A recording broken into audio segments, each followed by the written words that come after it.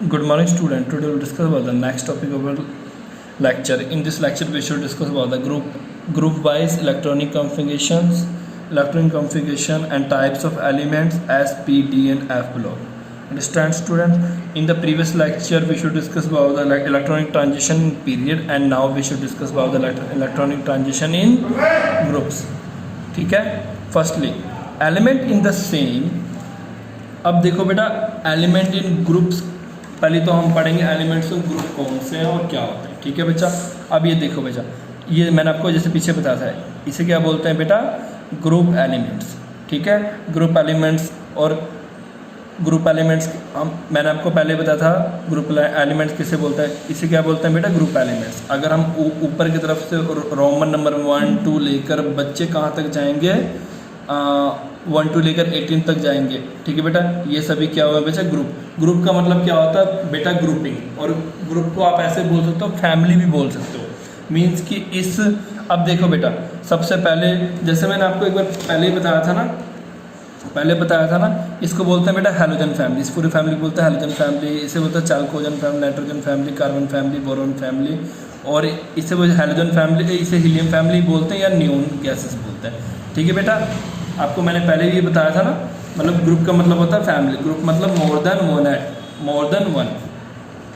मतलब जो फैमिलीज को हम ग्रुप भी बोलते हैं ना, कि जैसे स्कूल्स में या आपको फैमिली में बोला जाता है कि बेटा ग्रुपिंग कर लो, देन बैठो, देन स्टडी करो, बोलते हैं ना.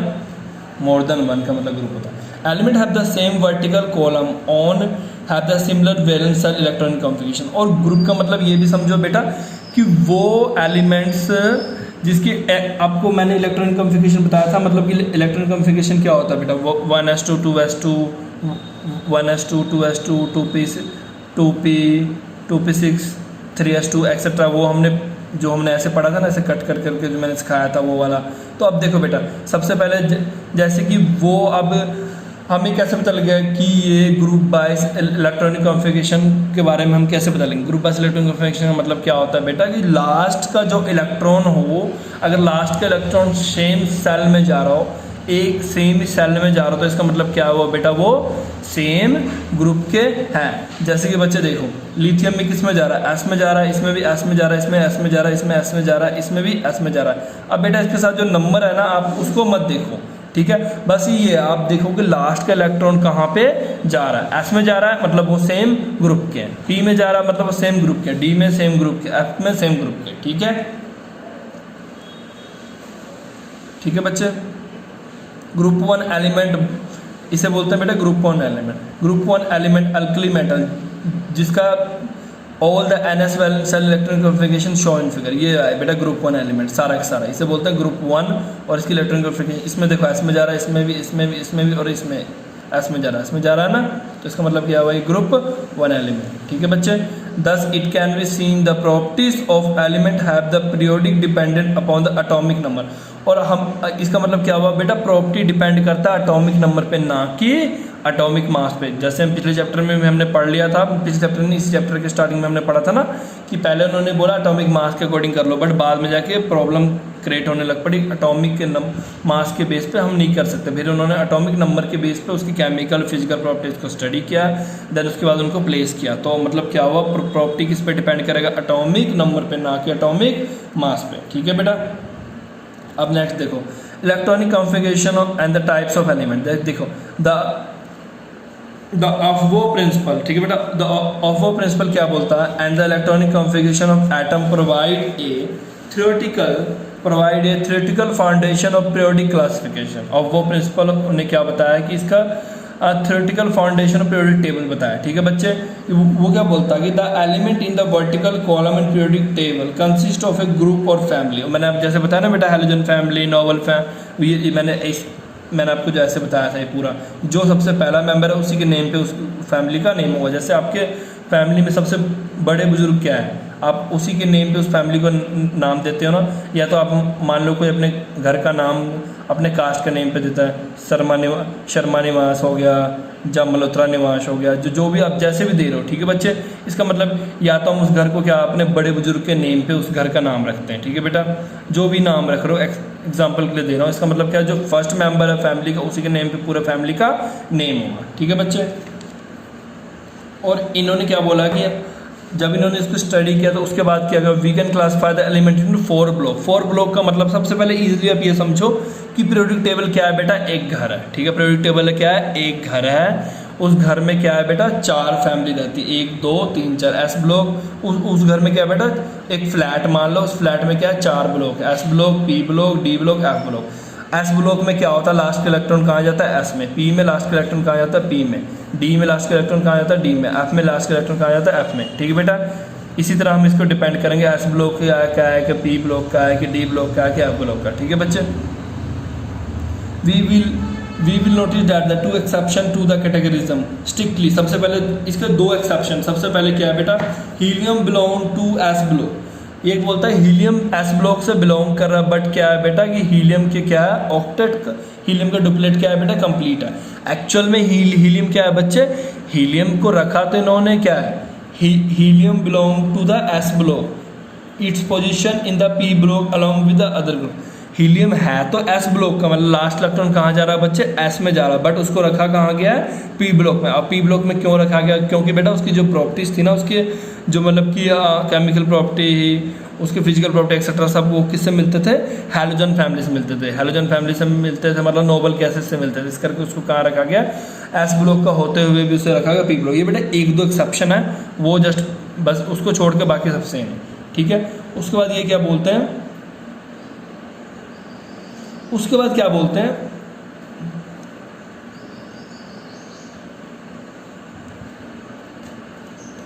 On other and exception of hydrogen. Hydrogen को बेटा सिर्फ एक इलेक्ट्रॉन चाहिए, अगर उसे एक इलेक्ट्रॉन मिल जाए तो वो क्या बना देगा बेटा, नोबल गैस बन जाएगा। इसका मतलब क्या हुआ, उसे हाइड्रोजन फैमिली में होना चाहिए, बट उसका एक्सेप्शन क्या है कि वो ग्रुप 1 में प्रेजेंट है। बेटा ये 2 एक्सेप्शन है, इसके अलावा बाकी सब एज पर एज नॉर्म्स जो है, इसके रूल्स उसके अकॉर्डिंग प्रेजेंट है, ठीक है। We briefly discuss the salient features, ठीक है बच्चे। इसके बाद हमने क्या पढ़ना है बेटा, S block element, P block, D block, F block. बड़ा इजी है, कोई टफ नहीं है, बस एस ब्लॉक कोई भी आ जाए आपको, मान लो थोड़ा सा अगर, वैसे तो बेटा इस पर क्वेश्चंस कम ही पूछे जाते हैं, बट फिर भी अगर पूछ ले right about S block element, तो आपने क्या बोलना है कि S block element are those element in which the last electron present in S shell या एस ऑर्बिटल। लास्ट इलेक्ट्रॉन कहाँ प्रेजेंट है, एस ऑर्बिटल में, ठीक है बच्चे। एलिमेंट ऑफ ग्रुप 1 और जिसे अल्कली मेटल कहते हैं, और ग्रुप 2 जिसे अल्कलाइन अर्थ मेटल कहते हैं, उसका लास्ट इलेक्ट्रॉन कहाँ जाता है बच्चे, एस में, ठीक है बच्चा।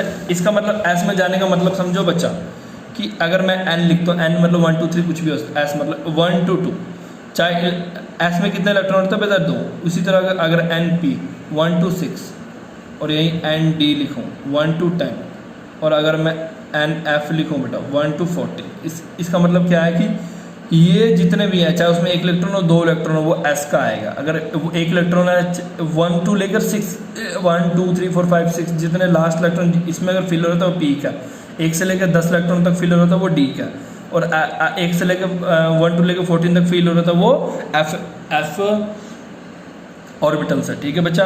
एफ ब्लॉक एलिमेंट्स है, ठीक है बेटा। एफ ब्लॉक है, एस ब्लॉक है, वो डिपेंड करता है लास्ट इलेक्ट्रॉन कहाँ जा रहा है, ठीक है बच्चे। लास्ट इलेक्ट्रॉन जाने का मतलब है कि वो NS1 भी हो सकता है, NS2 भी हो सकता है, NP1 NP2 NP3 कुछ भी हो सकता है, ठीक है बच्चे। और ये मैंने रेंज इस करके दे दिया है बिकॉज 1 से लेकर 6 तक उसमें इलेक्ट्रॉन हो सकते हैं, 1 से 10 तक हो सकता है, 1 से 14 तक हो सकता है, ठीक है बच्चे। लास्ट इलेक्ट्रॉन का मतलब ये है कि जो इलेक्ट्रॉनिक कॉन्फ़िगरेशन का लास्ट में देखना है आपने, बीच में नहीं देखना कहाँ जा रहा है, आखिरी वाला इलेक्ट्रॉन कहाँ जा रहा है आपने वो देखना, वहाँ से पता लगेगा कौन सा एलिमेंट का है वो। S block element the element of group alkali और अल्कलाइन अर्थ मेटल, ठीक है बच्चे।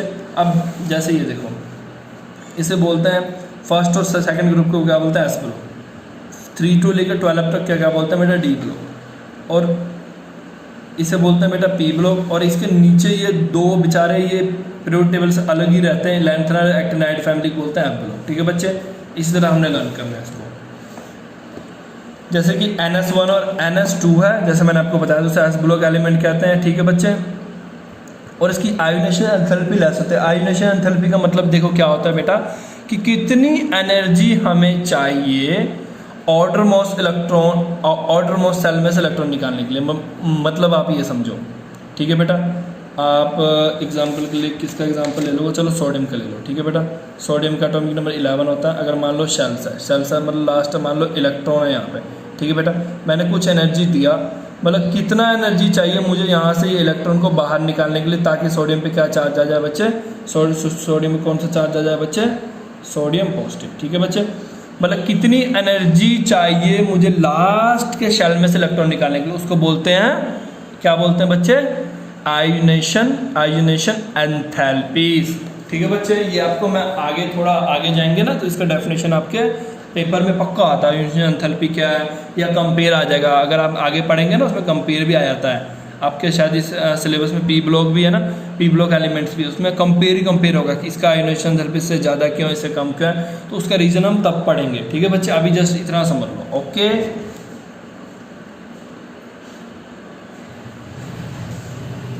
बिकॉज ऑफ, और ये देखो उसकी क्या होती है, और एक चीज़ और अपने माइंड में डाल दो बच्चे, अगर ये फिल है, अगर लास्ट में 1s2 है तो उसमें से वो एक इलेक्ट्रॉन, अब एक चीज़ बस याद रखना, अगर SO PO D और F अगर उसमें पूरा है, यानी कि 1s2 है, 1s2 मतलब कि S पूरा फिल है, लास्ट इलेक्ट्रॉन 2 है फिल है, तो आप खुद सोचो ना, इसको क्या जरूरत है किसी को कुछ डोनेट करने का, ये बेचारा अपने सुखी से जी रहा है, इसको जितना पैसा चाहिए, जितना शांति चाहिए, जो कुछ चाहिए वो मिल चुका है। 1s2 मतलब लास्ट में जो, अब देखो केमिस्ट्री में क्या चलता है, केमिस्ट्री का पंगा क्या है, केमिस्ट्री का बेटा पंगा क्या है कि लास्ट इलेक्ट्रॉन कहाँ जा रहा है, सबसे पहले क्या है, लास्ट इलेक्ट्रॉन कहाँ जा रहा है, अगर S में जा रहा है तो क्या है, S में 2 इलेक्ट्रॉन है लास्ट में, अगर एक है फिर तो बेटा वो या तो उसे दान कर सकता है एक को, या तो किसी से एक और लेकर वो 2 बना के ज़िंदगी चैन से जी सकता है। ठीक है बेटा, तो अगर उसके पास 2 पहले से ही है तो वो दान क्यों करेगा, मतलब 2 पहले से है तो वो दान क्यों करेगा। ठीक है बेटा, सोडियम के पास क्या होता है कि आखिरी में S में क्या होता है, 1 इलेक्ट्रॉन होता है, तो ईजिली क्या करता है, कुछ थोड़ी सी एनर्जी दो वो उसे दान कर देता है, दान करके क्या बनाता है, Na पॉजिटिव। और आपको पता ना जब कोई दान करेगा उसका पॉजिटिव आएगा, मतलब अगर कोई इलेक्ट्रॉन को रिलीज करेगा निकालेगा पॉजिटिव आएगा, अगर इलेक्ट्रॉन लेगा उस पर नेगेटिव आएगा। ठीक है, ये आपको पता होगा शायद। ठीक है बेटा, और ये क्या कह रहा है कि, और एक चीज़ याद रखना, जो मेटल्स होते हैं बच्चा, मेटल्स में से करंट क्यों पास होता है, बिकॉज उसके पास हमेशा इलेक्ट्रॉन कम होता है, इलेक्ट्रॉन कम होता है, इसका मतलब वो क्या करता है बेटा, आप मेटल में करंट क्यों पास होता है, जैसे ही आप मेटल में करंट पास करते हो वो क्या करता है, ईजिली अपना थोड़ी सी एनर्जी मिलती है अपने इलेक्ट्रॉन को रिमूव करते, इलेक्ट्रॉन रिमूव करते हैं, उसके अंदर क्या होता है, इलेक्ट्रॉन की मूवमेंट शुरू हो जाती है। ठीक है बच्चा, 9th में आपने पढ़ा होगा कि why metal good conductor of electricity क्यों होता है, क्योंकि इलेक्ट्रॉन की मूवमेंट उसमें अच्छी होती है, इसलिए गुड कंडक्टर इलेक्ट्रिसिटी होता है। ठीक है बच्चे, यही रीज़न है, और ये बता रहा है कि ये थोड़ा हो सकता है कि आपको थोड़ा भी टफ लग रहा हो, बट जैसे जैसे पढ़ेंगे ना, पी ब्लॉक में जाएंगे वहाँ तो सारी आपकी जो क्लियर हो जाएंगे सारे कंसेप्ट। ठीक है, बस यही है कि आपने रेगुलर बेस पे से पढ़ते रहना। हाँ, रेगुलर बेस पे आपको पढ़ना पड़ेगा, तभी कंसेप्ट क्लियर होंगे, प्रॉब्लम्स क्लियर करोगे तो कंसेप्ट क्लियर होंगे, नहीं तो बेटा नहीं होंगे क्लियर। ये मैं आपको पहले क्लियर कर देता हूँ। और हमेशा याद रखना, जो पहला और दूसरा होता है, ग्रुप 1 ग्रुप 2 होता है बेटा, वो the metallic character of reactivity increase, जैसे जैसे उस ग्रुप में आप नीचे की तरफ जाओगे, जैसे जैसे आप इस ग्रुप में हम नीचे की तरफ जा रहे हैं बच्चे, नीचे की तरफ जा रहे हैं, क्या हो रहा है, मेटालिक करेक्टर क्या हो रहा है, इंक्रीज हो रहा है। ठीक है बच्चे, अब नेक्स्ट देखो, पी ब्लॉक एलिमेंट, अच्छा लास्ट लाइन रह गया था एक, because high reactivity they never found in pure in nature. बेटा देखो, आप खुद सोचो, अब आपको थोड़ा पता लगा कि आयरन क्यों नहीं प्योर नेचर में मिलता है। ठीक है बेटा, अब हर चीज़ का जवाब है इस केमिस्ट्री में, बस ध्यान से पढ़ेंगे तो हर चीज़ का जवाब है। आयरन प्योर नेचर में क्यों नहीं मिलता, बिकॉज काफ़ी ज़्यादा वो रिएक्टिव होता है, ईजिली रिएक्टिव होता है, इसलिए जब भी उसे निकाला जाता है अर्थ में से, उसमें काफ़ी सारे इम्प्योरिटीज होते हैं। ठीक है बेटा, बट अगर आप गोल्ड की ले लो, सिल्वर की बात कर लो, प्लेटिनियम की बात कर लो बेटा, वो नॉन रिएक्टिव होते हैं, वो रिएक्ट नहीं करता जल्दी से, वो भाई मस्त होता है अपनी ज़िंदगी, उसे आप निकालो ज़मीन से और यूज़ कर सकते हो। आयरन रिएक्ट ही नहीं करता, वो नॉन रिएक्टिव होता। ठीक है, नेक्स्ट है P block element. The P block element companies थोड़ा बिलोंगिंग टू ग्रुप 13 से ग्रुप 18 तक ये बिलोंग करता है, और together with S block element. ठीक है बच्चा, और ये एस ब्लॉक के साथ में होता है, और इसे बोलते हैं रिप्रेजेंटेटिव एलिमेंट या मेन ग्रुप एलिमेंट बोलते हैं इसे। ठीक है बच्चे, अब हम एक क्वेश्चन, एक नंबर में क्वेश्चन आ सकता है कि मेन ग्रुप एलिमेंट किसे कहते हैं, तो आपको पता होना चाहिए पी ब्लॉक एलिमेंट। और इसमें क्या होता है बेटा, NP1 to NP6 तक, मतलब क्या हुआ कि P में 1 से 6 तक इलेक्ट्रॉन इसमें फॉल करता है। और एक चीज़ याद रखना बेटा, अगर S में 1 है तो इसका मतलब है कि नॉर्मल, अगर कहीं भी लास्ट का इलेक्ट्रॉन फुल फिल्ड हो जाए, मतलब NS2 हो जाए, NP6 हो जाए, ND10 हो जाए, NF14 हो जाए, इसका मतलब वो कौन है बच्चे, वो किसी से रिएक्ट नहीं करेगा, इसका मतलब कौन है, वो नोबल गैस है। ठीक है बच्चे, यही बताया गया। All the orbitals of valence shell noble gas, मतलब क्यों नोबल गैस होगा, क्योंकि उसकी जो इलेक्ट्रॉन होता है कंप्लीटली फिल होता है। और जो नोबल गैस होते हैं बच्चे, एक चीज़ याद रखना, वो ना किसी से रिएक्ट करते हैं, ना किसी से जल्दी केमिकल रिएक्शन करते हैं। ठीक है बच्चा, और वो अलग ही रहते हैं सबसे। ठीक है, noble gas family are 2 chemically important groups. Noble gas family के साथ 2 इंपॉर्टेंट ग्रुप होते हैं, एक को बोलता है हैलोजेंस जिसमें फ्लोरीन, क्लोरीन, ब्रोमीन, एक को बोलता है चाल्कोजेंस। ठीक है बेटा, ग्रुप 16। ऑक्सीजन फैमिली को चाल्कोजेंस बोलते हैं और फ्लोरीन फैमिली को हैलोजेंस बोलते हैं। ठीक है बेटा, दिस 2 ग्रुप्स एलिमेंटर, और ये काफ़ी हाई इलेक्ट्रॉन गेन एंथैल्पीज होता है। इसमें काफ़ी हाई इलेक्ट्रॉन, मतलब सिर्फ इनको एक इलेक्ट्रॉन की तरस होती है कि एक इलेक्ट्रॉन मुझे कहीं से मिले और मैं स्टेबल गैस कॉन्फ़िगरेशन बना लूँ। इस एक इलेक्ट्रॉन इससे मिलेगा और ये क्या बना लेगा, नोबल गैस। मतलब केमिस्ट्री में हमेशा दौड़ भाग रहती है कि मैं अपना ऑक्टेट कंप्लीट कर लूँ, मतलब लास्ट शेल में जो मेरा इलेक्ट्रॉन फुली फिल्ड हो जाए। अगर मेरे लास्ट शेल में इलेक्ट्रॉन फुली फिल्ड हो गया तो मेरी ज़िंदगी सवर गई, मतलब उसकी IS की जॉब लग जाएगी। मतलब लास्ट शेल में इलेक्ट्रॉन फिल होना चाहिए। पूरी की पूरी केमिस्ट्री इसी पे है। कोई क्यों रिएक्ट करता है, कोई क्यों रिएक्शन करता है, कोई क्यों इलेक्ट्रॉन छोड़ता है, क्योंकि वो स्टेबल होना चाहते हैं, लास्ट इलेक्ट्रॉन को, लास्ट शेल को फिल करना चाहते हैं। ठीक है बच्चे, क्योंकि वो क्या होता है, हाई इलेक्ट्रॉन एक्टिव क्यों होता है, उसे सिर्फ एक इलेक्ट्रॉन चाहिए रैपिडली, क्योंकि वो एक इलेक्ट्रॉन को बहुत जल्दी से ऐड करके स्टेबल इलेक्ट्रॉनिक गैस कॉम्बिनेशन बना लेंगे, इसलिए उसे हाई इलेक्ट्रॉन। और ये नॉन मेटालिक करेक्टर होते हैं। और ठीक है बेटा, ये नॉन मेटालिक होता है जब हम मूव करते हैं लेफ्ट से राइट की तरफ। ठीक है बच्चे, अक्रॉस द पीरियड, मतलब पीरियड में मूव कर रहे हैं, ग्रुप में नहीं मूव कर रहे हैं, डाउन द, ये नीचे की तरफ नहीं जा रहे हैं, इस तरफ मूव करेंगे तो ये नॉन मेटालिक है। ठीक है बच्चे, आज बेटा हम इतना ही करेंगे।